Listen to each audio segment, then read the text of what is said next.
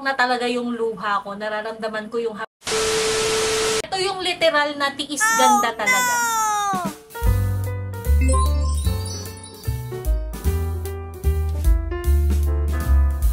Welcome to our Kennedy channel.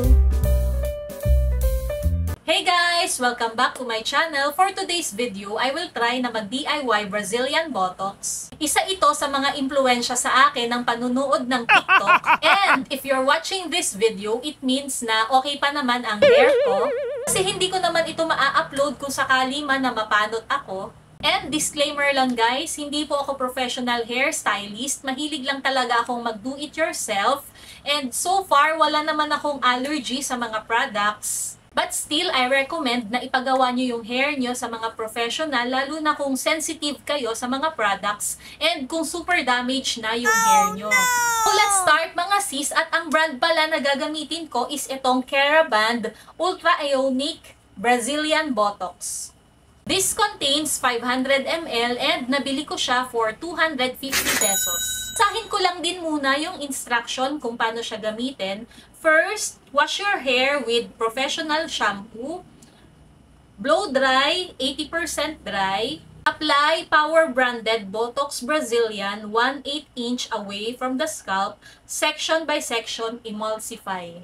Ayan, may mga emulsify na. Next, blow dry automatic in medium heat only, 12 inch away from the head. Iron hair according to hair condition, virgin hair 200 degrees, colored hair 180 degrees, and bleach hair 170 degrees. So, para sa akin is 180 degrees kasi colored hair ako. Next is option 1, wash hair right away, cooling the process, or option 2, wash hair after 24 hours. So yon mga sis, binasa ko lang naman yung instruction na nakalagay dito and bahala na kayong umintindi. Ipapakita ko din muna sa inyo how my hair looks like before applying Brazilian Botox.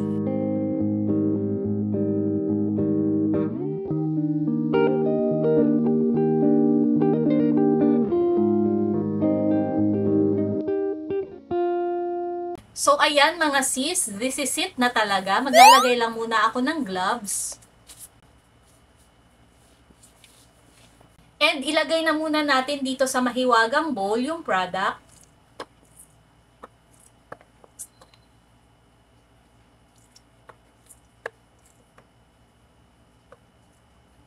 Ayan, ganyan lang muna kadami yung gagamitin ko kasi manipis naman yung hair ko.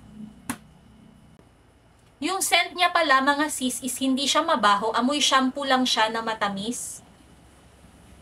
Nagsuot lang din ako ng black shirt para just in case may malaglag na product ay hindi siya magi-stain. So medyo basa-basa pa itong hair ko. Kailangan daw is 80% dry and magsisimula lang ako ng application dito sa ilalim.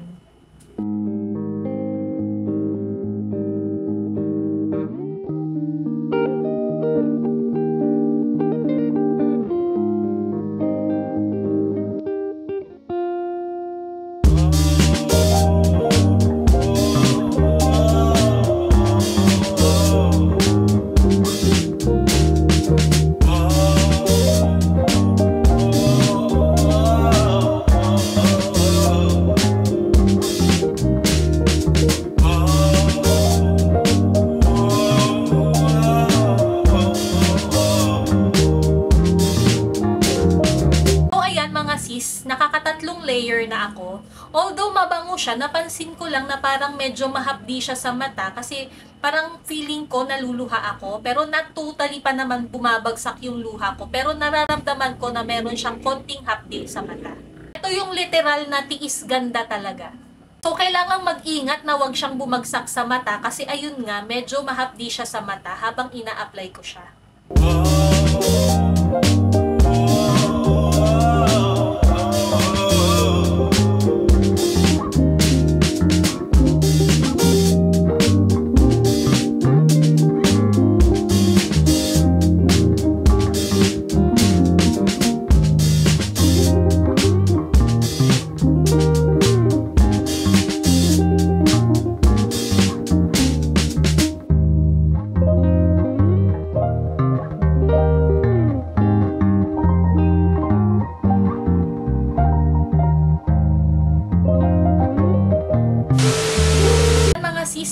akong mag-apply and so far, bukod dun sa nararamdaman kong parang medyo mahapdi siya sa mata is wala naman akong nararamdaman na mahapdi siya sa anit or nakaka-irritate siya sa skin.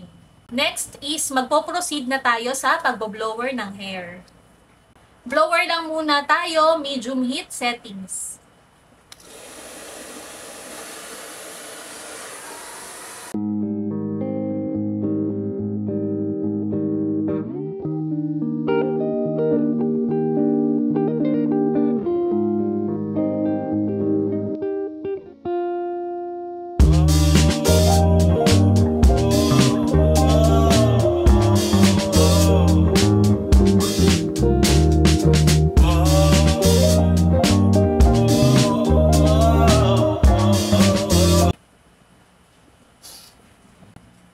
Ayan na mga sis, medyo papatak na talaga yung luha ko. Nararamdaman ko yung hapdi niya sa mata. And habang tumatagal, medyo masakit din siya sa ilong. Which, for me, I think, same lang naman yung mararamdaman kapag pinagawa natin siya sa parlor. Yun nga lang, menos ng effort sa pagbo-blower at saka sa pag-apply.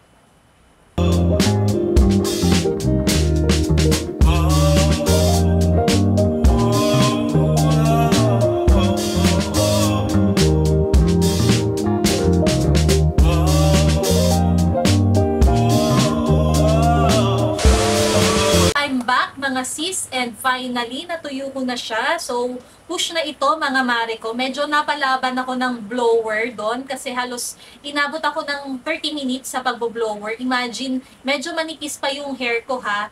How much more kung mahaba siya. So good luck na lang.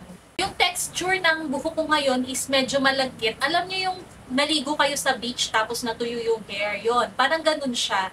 Comment down below kung normal ba yon sa mga nagba-Brazilian. Kasi actually once pa lang ako nakapagpa-Brazilian kasi hindi naman ako mahilig magpa-treatment ng hair and hindi ko tanda kung ganito ba talaga yung process na pagdadaanan. Pero i-push pa natin dahil ngayon paplansyahin ko na siya. Mag-start lang muna ulit ako sa ilalim.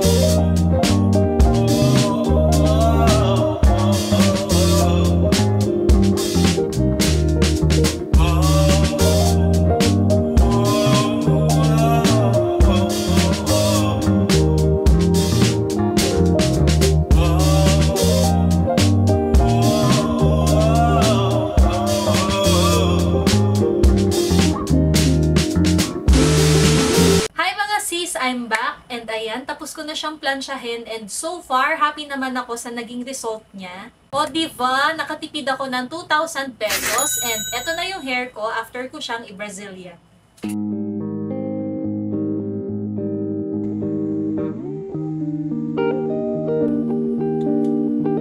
Hahayaan ko lang muna yung treatment sa buhok ko for 24 hours and bibigyan ko kayo ng update after ko siyang i-shower. And hanggang dito na lang muna mga sis for this vlog. If you enjoyed watching this video, please don't forget to like and subscribe to my channel for more beauty tips and makeup tutorial.